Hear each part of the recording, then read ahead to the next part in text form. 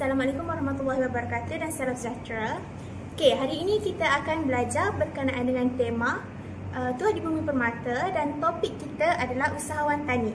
Okey, sebelum ni cikgu ada berikan kamu sedikit bahan untuk kamu tonton dan untuk kamu baca. Okey, kedua-dua bahan ini adalah berkaitan dengan usahawan tani. Okey, dalam video dan artikel tersebut kita dapat lihat bagaimana para usahawan ini bekerja dengan penuh kesungguhan, tidak mudah berputus asa.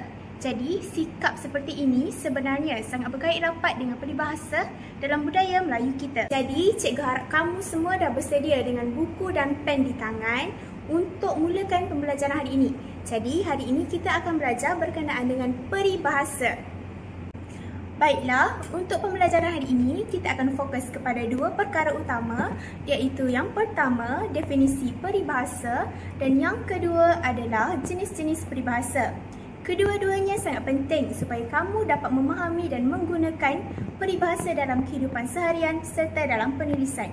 Okey, jadi kita lihat kepada definisi peribahasa, iaitu menurut Kamus Sejarawan edisi keempat, peribahasa adalah ayat atau kelompok kata yang mempunyai susunan yang tetap dan mengandungi pengertian yang tertentu. Yang kedua, menurut Zakbar, peribahasa ialah susunan kata yang pendek dengan makna yang luas, mengandungi kebenaran, sedap didengar dan bijak perkataannya.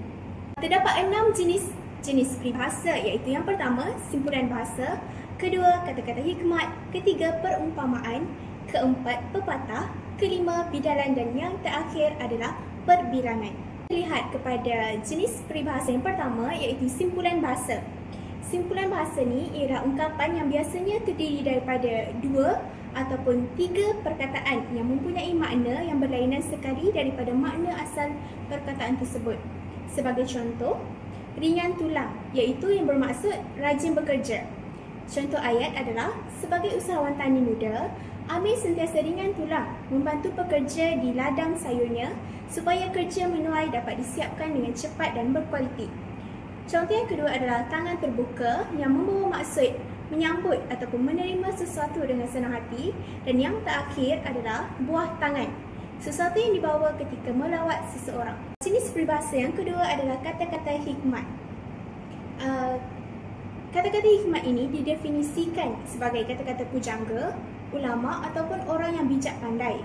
Perkataan orang yang bijak pandai yang mempunyai pengertian yang tinggi dan ini bermaksud dan ini membawa maksud ungkapan yang berupa nasihat, panduan dan pengertian serta dijadikan pedoman hidup. Sebagai contoh, masa itu emas yang membawa maksud masa sangat berharga. Contoh ayat adalah, Pakcik Hadri sentiasa berpegang pada peribahasa masa itu emas kerana jika bekerja mengurus tanaman ditangguhkan, hasil tuaian mudah terjejas. Yang kedua adalah rezeki tidak datang bergolek, iaitu yang membawa maksud perlu berusaha untuk memperoleh rezeki atau keberuntungan. Jenis yang ketiga adalah perumpamaan.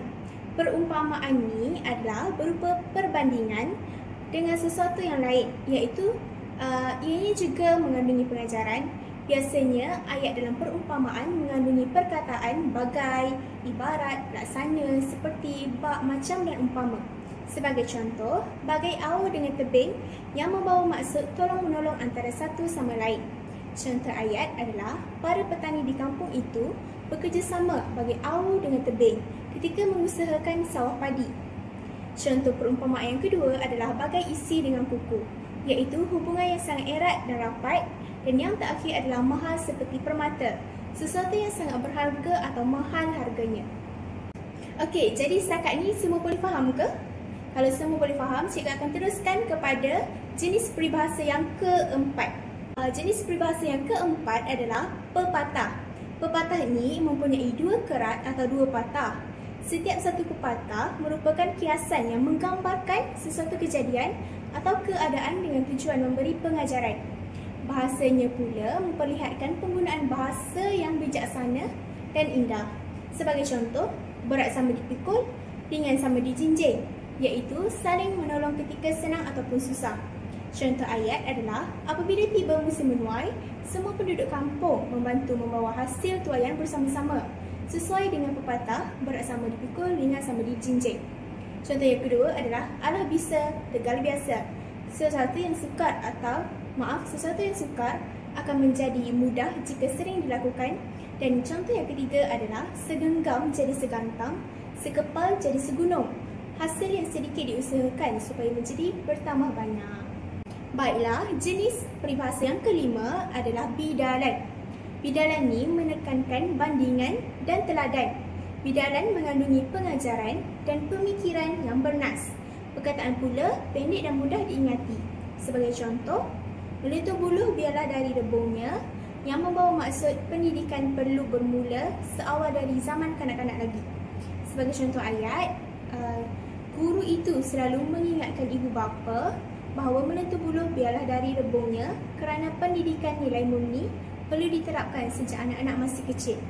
Contoh yang kedua adalah baik membawa resmi padi, jangan membawa resmi lalang, iaitu yang membawa maksud merendah diri. Baiklah, kita sudah berada di jenis peribahasa yang terakhir, iaitu perbilangan. Didefinisikan sebagai berangkap-rangkap seperti ikatan puisi, terdapat sekurang-kurangnya dalam 2 baris, dan apabila dibaca, kedengaran seperti orang membilang. Banyak memperkatakan soalan adat istiadat, undang-undang ataupun peraturan hidup masyarakat. Banyak digunakan dalam adat pepatih. Okey, contohnya adalah biar mati anak, jangan mati adat, yang membawa maksud orang yang sangat kuat memegang dan mengutamakan adat sampaikan sanggup mengorbankan anak sendiri demi memastikan adat itu tidak dilanggar atau dicabuli. Contoh ayat adalah, walaupun banyak perubahan berlaku, penduduk kampung itu tetap mempertahankan warisan mereka kerana berpegang pada peribahasa biar mati anak, jangan mati adat. Okey, jadi itu sahaja pembelajaran kita pada hari ini. Cikgu harap kamu semua dapat faham dan kamu boleh mengutarakan soalan-soalan sekiranya kamu tidak faham di bahagian komen yang telah cikgu berikan lah. Okey, terima kasih kerana memberi perhatian sepenuhnya.